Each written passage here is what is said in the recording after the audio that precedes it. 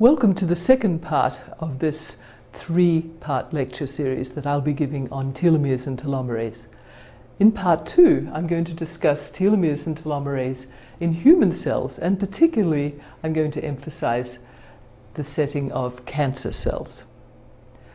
Now, you may recall from the first lecture that the function of telomerase is to maintain the telomeres and prevent them from shortening as cells divide, because telomere shortening would otherwise occur in the absence of telomerase to compensate for the shortening processes. And so maintaining telomeres allows the cells to keep on dividing. In human cells, we can also see, though, that telomerase itself is protecting telomeres. And so I want to show you one kind of experiment for that. And the conclusion is going to be that it's not just the bulk telomere length that matters, but the presence of telomerase can determine whether a telomere is seen by the cell as sufficiently long or not. The experiment I'll show you was done in cultured human cells.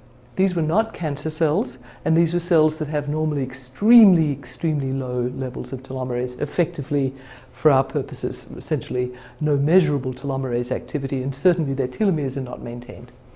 Now, I've shown you in very simple diagrammatic form human telomerase. So this would be the template sequence of the human telomerase RNA, and this is the overhanging G-rich strand. It's actually usually longer than this, but I've just shown it as a simple diagrammatic form here. And this, of course, is the duplex telomeric DNA that will be consisting of hundreds or thousands of telomeric repeats as you go in toward the chromosome interior. And just as I showed you for tetrahymenotelomerase, the template region is copied, and so the DNA, for example, a DNA ended with 3 Gs, T2s, and an A, would sit down here on the template, and then nucleotides would be added, extending along the template, thereby lengthening the DNA in this reverse transcriptase reaction that telomerase carries out. So what was done was to compare cells in which telomerase was being expressed or not being expressed, and look at the growth of the cells and the telomere length. Now, the protein TERT is the core protein that has this enzymatic activity, the reverse transcriptase activity, and probably other activities, as I will allude to. And so in these experiments, a particular mutation was made on the TERT protein. It happened to be a very small change of a few amino acids added to the very C-terminus. And what this does is it doesn't affect the enzymatic activity, but it does affect the ability of this enzyme to elongate telomeres in cells. And it's called a hypomorph because that refers to the fact that it has an insufficient function, but it showed something useful.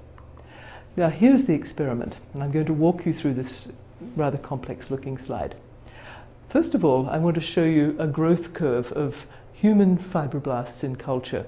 What normally happens is, if we look at this is cumulative dilutions, which is just an operational term telling you how many cell divisions are going on, and this is the number of days. So if you culture human fibroblasts, normally what you find is that the cells will continue to multiply for a while, and then they'll cease multiplying any further. So the curve flattens out. So you see they've undergone something like 50 or so divisions. Okay? And if you put in a control vector, which would be important, you'll get the same curve. But if you put in the test vector, which actually is expressing this form of the human telomerase core protein TERT, because the fibroblast cells naturally have enough telomerase RNA and the other components of telomerase, all they're missing is the TERT. You just have to add this in, and now you can restore telomerase activity. But what's very interesting is the telomeres and the cell growth. What you can see is, first of all, the cell growth has been greatly extended. We've now made these cells very much elongated in their lifespan compared with the controls or the parental cells. Now let's look at the telomeres. if we look at the telomeres in these cells, the controls, we find that they're gradually becoming somewhat shorter, and then at this point here, they've pretty much ceased to divide. So we're out here, they've pretty much ceased dividing. So the telomeres on average are about this long, and the cells have picked up the signal. They've said the telomere length is shorter here than here, and they've picked up the signal and they've said we're not going to divide any further. Now we added the H-tert. Now actually what happened was that I told you the cells continue to grow a long, long time. The telomeres shorten and then they steady out at some much shorter length. So through here and through here they're actually growing quite well, but they're growing with much shorter telomeres. So in other words, these cells can keep dividing for a long time with very short telomeres, and the difference was they had telomerase being expressed. So we used a trick just to separate out the telomere lengthening property of telomerase from its ability to stabilize telomeres, and we saw that in fact if you have this telomerase present throughout, even though the telomeres maintain short, they are perfectly stable and the cells can keep dividing. So this is the second piece of evidence. I showed you the first piece of evidence in yeast systems in the first part of this lecture series, and now this is the second piece of evidence that telomerase is having a protective function.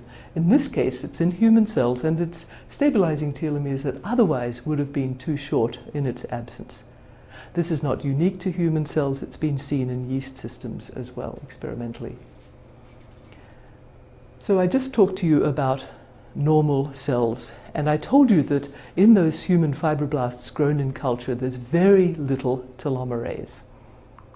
Okay, so now let's talk about where do we normally find telomerase in human cells? Well, if you look in cells, you find that it actually is on at times when the cells are greatly proliferating during fetal development, and it does remain active in certain proliferative cells. It's also found active in stem cells, in cells that are activated to proliferate, such as lymphocytes proliferating under the response to, for example, a pathogen. One finds stem cells, for example, in hair follicles. Those have telomerase. So one does find telomerase in cells that are stem cells and various sorts of cells that are induced to proliferate. And in fact, in most other cells, one can find telomerase, but it's in very low levels. So initially people thought there was no telomerase in normal epithelial cells or fibroblast or endothelial cells, but closer scrutiny showed that in fact there were real, definitely low and very down-regulated, but real levels of telomerase. And in the third part of this 3-lecture series, I will talk more about the telomerase in the normal cells of people and tell you about some in vivo studies that have been done. Now, cancer cells. Cancer cells are infamous for their ability to keep on multiplying. Now, they can do this for a variety of different reasons. They lose their system of checks and balances that prevent them from over-multiplying, and that's because of a lot of genetic and epigenetic changes that have taken place in their progression to become a malignant cancer cell. Now, they are immortal cells, and indeed, as you might expect, telomerase is on in these cells, and in fact it's very high in the vast majority of human cancers, particularly as they've got to the invasive stages. And that makes a lot of sense based on what I just told you, because if the cells are to keep on multiplying, then they have to keep on replenishing their telomeres. Now I'll tell you some more recent results in the last few years, which also suggest telomerase may be doing other things in human cancer cells. It is certainly maintaining the telomeres, and that is important, but there may be other functions as well. So I'll tell you some newer findings about that. So, let's just recapitulate what I said about where we find telomerase in humans. Right, so it keeps telomeres elongating and replenished, and therefore cells can keep dividing in stem cells, and of course I didn't mention germ cells. Now of course we wouldn't be here if we didn't have maintenance of telomeres from generation to generation. Telomerase indeed is active in germ cells as well as stem cells of various kinds. As I said, it's detectable in many normal cell types and highly active in the great majority of human cancers. And by the way, in some of those human cancers in which you don't find the high telomerase, one actually often finds this alt mechanism. But it's only a particular subset of cancers in which one finds alt being a prominent means of maintaining telomeres. The great majority of the common human tumors have highly active telomerase. So, telomerase is highly active in human tumors. So one could imagine inhibiting telomerase, and this might be a good target for trying to inhibit the growth of cancer cells if you could inhibit telomerase in cancer cells. And so in investigating this, some interesting things emerged. So let's just think about what is expected to happen if you don't have telomerase in the cancer cells. Well, as you know, cells multiply and their telomeres will progressively become shorter and shorter if there isn't telomerase to counteract that shortening. And so eventually when the telomeres get too short, the cells would eventually cease to divide. And the cells respond to those short telomeres by either what's called the senescence response, in which the cells simply won't replicate their DNA anymore, or a cell death response that can include an apoptotic response, which involves an active cell suicide program that can be induced by dysfunctional telomeres. Whether it's senescence or cell death does depend upon the cell type. So the simple prediction diagrammatically would be if you didn't have telomerase, the cells now would have shorter and shorter telomeres, and after some number of divisions, eventually there would be cell death. Without telomerase, it's been observed experimentally, typically human cells lose their telomeric DNA at this kind of rate. I've put 150 to 200 base pairs per cell division. That's seen in a number of cultured cells and also in some cancer cells in which telomerase has been inhibited.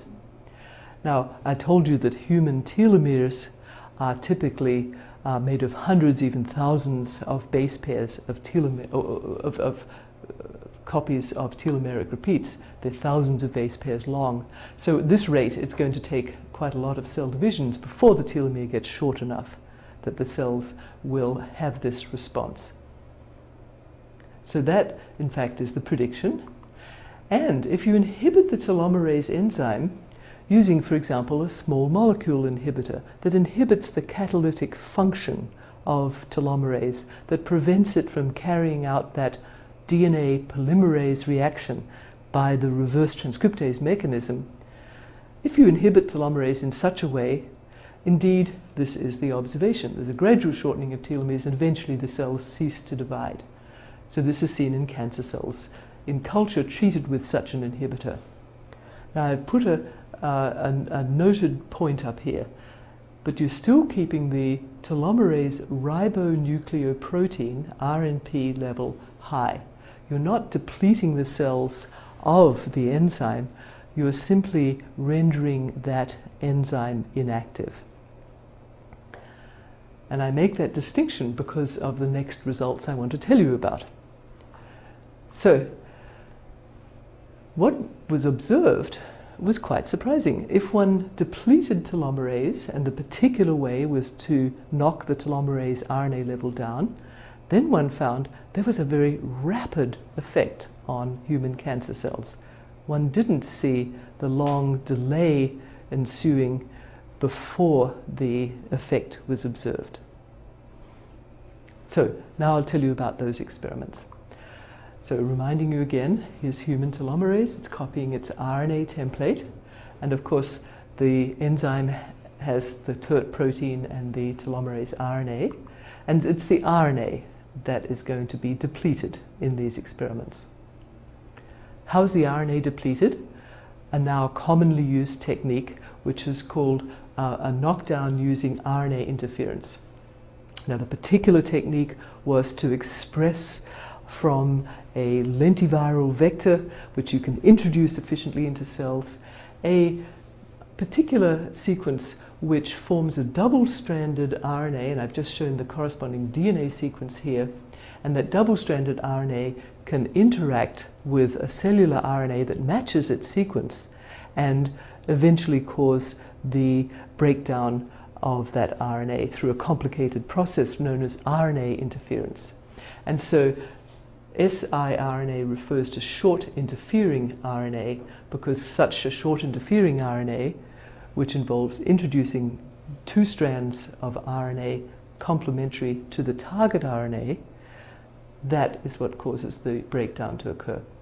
Now, when we did this experiment, so here's a control where we're looking at a reference amount, here's the telomerase RNA, one found that in fact the method of introducing such a short interfering RNA by this kind of construct here, the details don't matter, one could in fact quite efficiently knock down the telomerase RNA. In human cancer cells grown in culture, for example, in these breast cancer cells grown in culture. And so one could knock it down to almost down to about 10 to 12% of the original level that one sees in the controls. So what happens then? Now, if what I had told you was the case, that we knock down the telomerase, then we would expect to have to wait for a long time for the telomeres to get short enough. If that were the only thing going on, then we would have to wait before we saw any effect. But right away, there was an effect on the growth of the cells. Now, just to put this into perspective here, I'll just show you, walk you through a couple of graphs. Here's the controls of two kinds, and this is the number of cells here. And so what you can see is that the cell number goes up and up and up, as you might expect. The cells are dividing once every day or two. And so you can see after about 4 or 5 days, after the introduction of the construct that knocked the telomerase RNA level down, that the cells that receive this are quite quickly growing more slowly than the controls. So this must be occurring within a couple of cell divisions.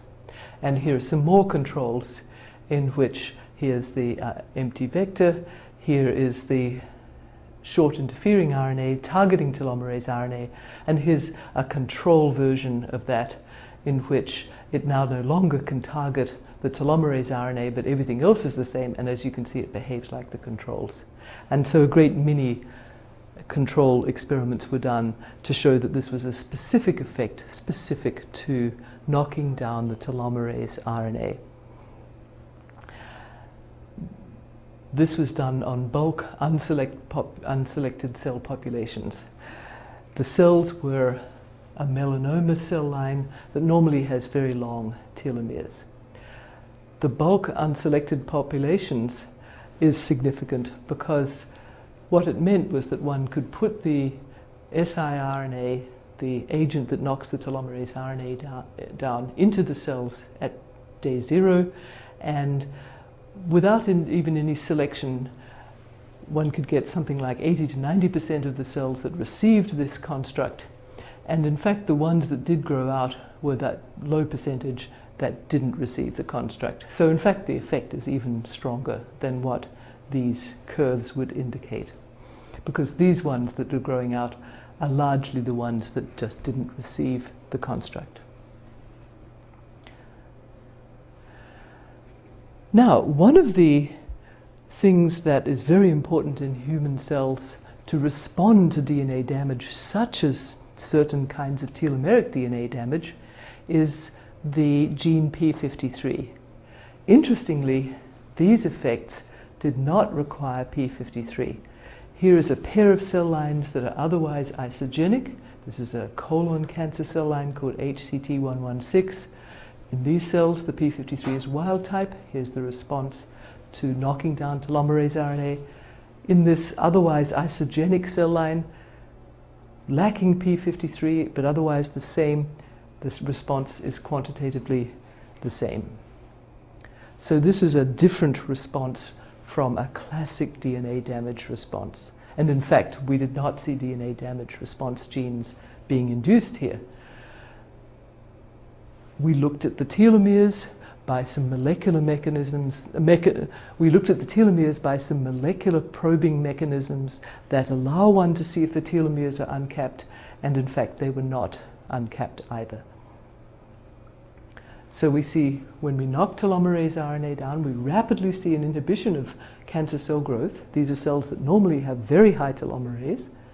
p53 is not required for this, suggesting it's not a classic DNA damage response.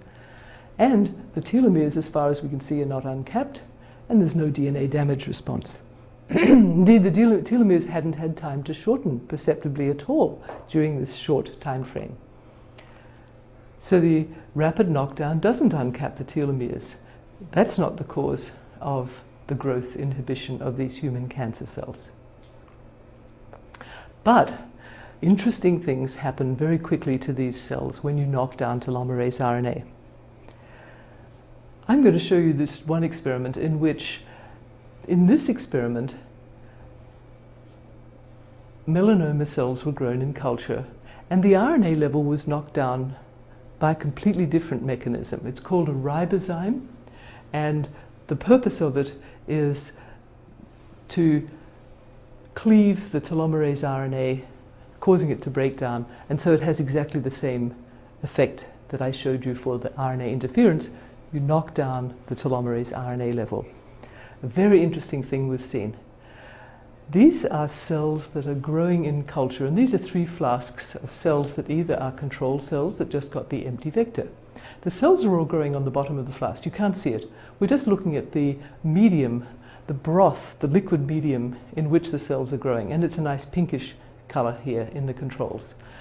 But here, in 2 separate versions of the cell lines that received the construct that knocked the telomerase RNA levels down, you can see that the medium has turned a dark color. These were melanoma cells, so it was of course very easy to wonder if indeed these cells were now producing the pigment melanin in high amounts in this and this, but not in the control cells. And indeed, analyses showed that that was exactly what was happening. And in fact, a lot of interesting things happened. These cells became more like their normal counterpart cells. It was as though they were more differentiated. They looked more dendritic in form, as though they had become less cancerous. And indeed, their gene expression profiles had changed. So, knocking down telomerase RNA also made these cells less invasive. The more differentiated the cancers are, very typically, the less invasive they are. And in fact, in preclinical mouse model systems used, in fact, metastasis was knocked down. And that was seen whether one knocked telomerase RNA down with the ribozyme or with the RNA interference mechanism. But in melanoma models for cancer, using the experimental mouse system in the laboratory, it was found that the metastasis is depleted or decreased when the telomerase RNA is depleted. So knocking telomerase RNA levels down changed the nature of the cells, and it changed the nature of the cells well before the telomeres became uncapped. So, as I said, when you have plenty of telomerase, you expect cells to be able to multiply indefinitely, and you don't expect any effects to occur until of removing telomerase until a long time has elapsed. So what we see by this abrupt knockdown of telomerase level, by knocking down the telomerase RNA, is we see rapid inhibition of cell growth. p53 was not required. There was no DNA damage response or telomere uncapping, and in fact metastasis is reduced. Metastasis is reduced. What is going on? I briefly mentioned, we looked at the gene expression profiles in these cells. And we found that, in fact, that rapid knockdown of telomerase RNA and that rapid slowing of the cell growth is accompanied by, and presumably caused by, cell cycle and tumor progression genes being downregulated. Glucose metabolism is downregulated. Cancer cells typically have high rates of glucose metabolism. That becomes downregulated in cells that have less telomerase RNA. And the cells appear more differentiated, making one wonder if there's a cell differentiation program that's induced in these cells. Unexpected changes, many open questions remain, but these kinds of experiments have led to these observations here that have two kinds of implications. One is the scientific implication that telomerase has other functions that are not solely mediated through its adding telomeric DNA to the ends of chromosomes. And the other implication is that this makes telomerase an interesting target for potential anti-cancer therapies.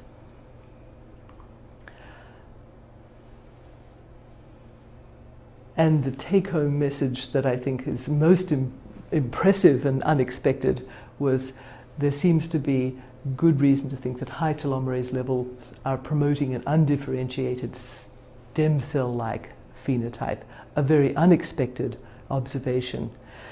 And in fact, now in other systems, and I won't have time in this lecture to go through it, but there's now evidence that this is really the case in even non-cancerous cells in certain model organisms where this has been studied.